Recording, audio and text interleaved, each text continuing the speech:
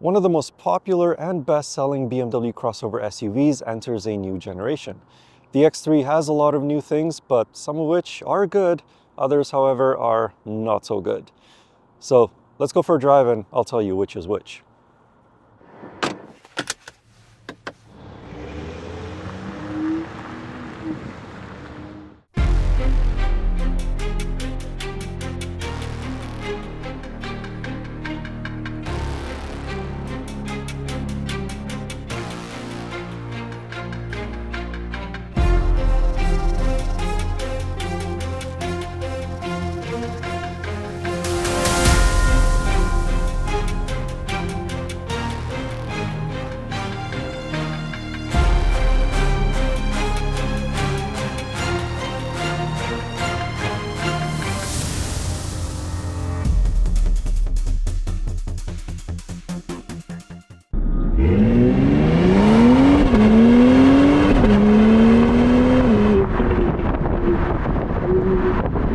A couple of the good things that have changed with this 2025 X3 are the engines. They're now more powerful, but more efficient as well. So standard, you get the 2-liter turbocharged 4-cylinder, which produces 255 horsepower and 295 pound-feet of torque, and it now receives a 48-volt mild hybrid system. This particular one that I'm driving is the M50, which just replaces the name of the M40i. So it receives the 3-liter turbocharged inline-6 engine, which also has a 48-volt mild hybrid system, but it now produces 393 horsepower and 428 pound-feet of torque. This car does weigh 2 tons, but thanks to the quick-shifting 8-speed automatic and the xDrive all-wheel drive system, it can still accelerate from a stop to 100 kilometers an hour in about 4.6 seconds. This 8-speed automatic is quick to respond whether you stab on the throttle or use the paddle shifters. The engine has a lot of low-end torque thanks to the turbocharging, and of course it also has the instant torque of the electric motor from the 48-volt mild hybrid system. So what I'm trying to say is that every time that you push down on the throttle, both the transmission and the engine immediately react to your inputs. Should you want a momentary boost in power, you can pull and hold onto the left steering wheel paddle, which has boost written on it. This downshifts the transmission, changes the car into its sportiest settings, and delivers maximum power from the mild hybrid system. This feature provides 10 seconds of boost. This is also a pretty good sounding engine. Unfortunately, the sound that you hear in the cabin is enhanced by the stereo system. Unfortunately, government regulations are forcing cars to become quieter, so manufacturers have to think of different ways to keep that excitement when you're driving their vehicles.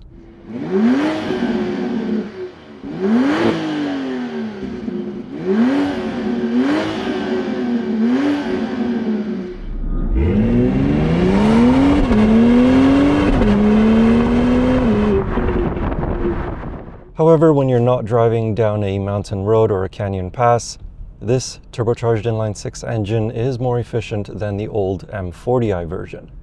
It's rated for 9.3 liters per 100 kilometers in a city and 7.7 on a highway. Currently, I'm averaging 8.9 liters per 100 kilometers with a roughly 50-50 mix of city highway driving. So for an engine that has almost 400 horsepower, this type of fuel economy I think is pretty impressive. During my week with the car, it had snowed and the temperatures were at or below the freezing point. Thus, I did not get many chances to explore the driving dynamics of the 2025 BMW X3 M50. From my limited time behind the steering wheel, the crossover felt easy to drive in city traffic, and it felt in control while I tried to drive it on more entertaining roads. As for driving in the snow, the Goodyear snow tires that were equipped on this particular demo vehicle along with the xDrive all-wheel drive system kept the car moving at all times. Not once did I get stuck in the snow, nor did I feel as though I lost control of the X3.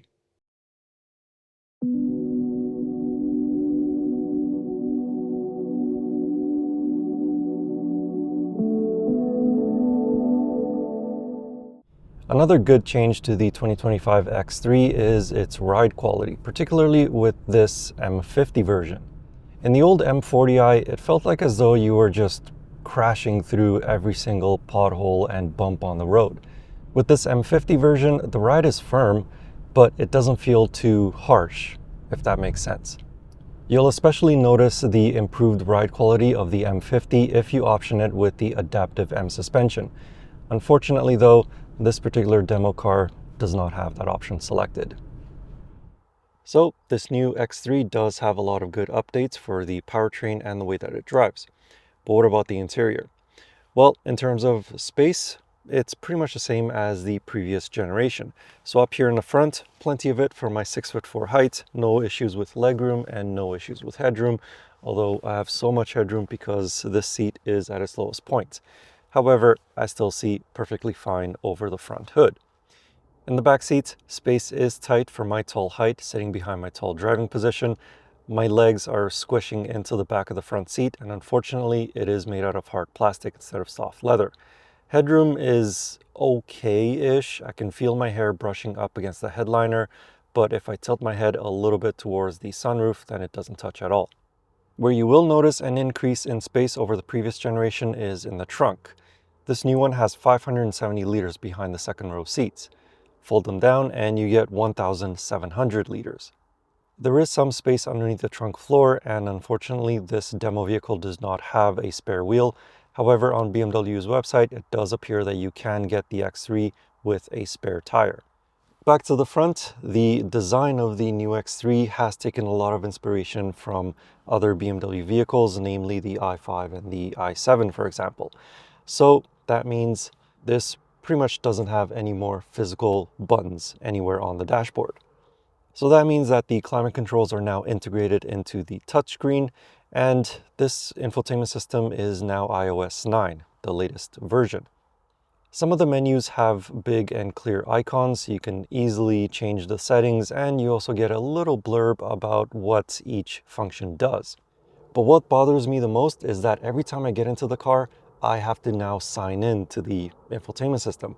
So this car has the BMW Canada profile set up on it, and I don't know whether I was given a different key that wasn't linked to this profile, or maybe it's a glitch, but every time I want to change a setting, like the seating, for example, I have to log into this profile in order for the setting to stick. And I have to do it every time through the My BMW app. So as you can imagine, this gets very annoying very quickly every time I have to jump in and start the car. Again, I'm not sure if this is a glitch or I was just given a different key that isn't linked to this profile. But moving on from that, as I said earlier, this car no longer has any traditional style buttons or toggle switches. It's mostly capacitive touch controls now. So underneath the touchscreen, you have front defroster, hazards, and rear defroster, and you have to push these capacitive touch controls pretty hard in order to get them to turn on. And on the door panels, you get more capacitive touch controls for the seat memory, the door locks, and the air vents.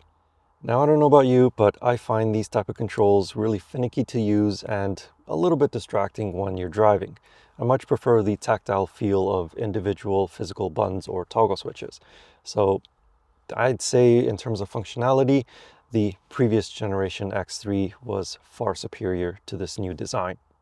The materials in this cabin are for the most part pretty nice, like you can get it with leather on the dashboard, there's softer plastic on the upper portion of the door panels, the leather of the seats is soft to the touch, but other materials are not so great, like the door handles. They just feel like cheap plastic. So overall, the interior is pretty nice to look at, but the functionality of it was much easier and much better in the previous generation X3 than this one.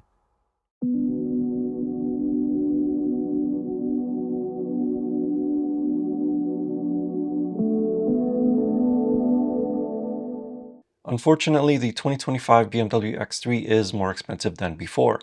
The xDrive 30 starts at $59,700 Canadian, and this M50 xDrive starts at $75,900 Canadian. This demo vehicle had an as-tested price just over $90,000 Canadian. For that money, the 2025 X3 M50 can be equipped about as well as its bigger X5 brother. That means that it can have various options for seat upholstery, including synthetic leather, real leather, and Alcantara. The front seats can be heated and ventilated. The rear seats can be just heated. There's a large panoramic sunroof, a wireless phone charging pad, dual-zone automatic climate controls, a head-up display, power liftgate, Harman Kardon sound system, and a varying amount of 20-inch and 21-inch wheels among other gadgets and features. Much like the interior, the exterior design has been simplified. There are simpler lines across the body. The headlights feature two L-shaped LED daytime running lights along with an illuminated kidney grille surround. The rear has taillights that are reminiscent of the X5, and this M50 version has quad exhaust pipes. The X330 has hidden exhaust pipes. Additionally, the names have been changed. The lowercase I at the end of the model designation has been removed. The M40i has been renamed to this M50. So overall, the new 2025 BMW X3 is still an expensive SUV, particularly in this M50 version, and also once you add on a few options and packages to it. And also, I do not like the functionality of BMW's current interior. However, this is an impressive driving vehicle. It's almost like as though it's a big sedan. So it does in a way feel like as though BMW is bringing back the ultimate driving machine. But what do you think of the new X3? Do you like it? Do you hate it? Let me know in the comments. In the meantime, if you would like to know more about this car, I have a more detailed written review of it over on my website. You can find that link in the video description or click on the pop-up banner right up there. And as always, I will see you in the next car, truck, or most likely another SUV like this one. Anyway, thank you for watching. I hope you enjoyed the video and see you in the next one.